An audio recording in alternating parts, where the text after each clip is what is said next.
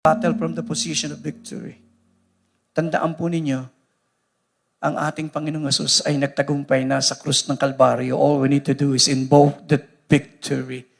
We are not fighting just the enemy. We don't fight for victory. We fight from the victory.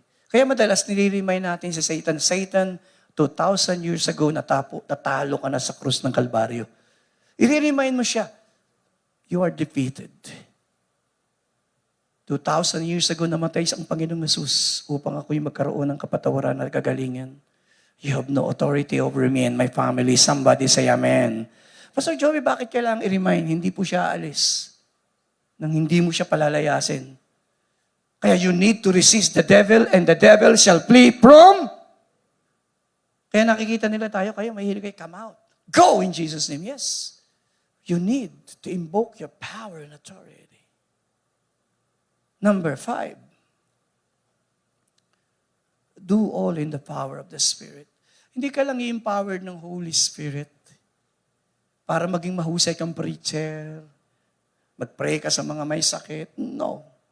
Totoo po yun. Pero ang isang layunin, i-empowered ka ng Diyos para magtagumpay ka sa battle. Somebody say amen. The Lord will empower you today so you will be victorious in battle.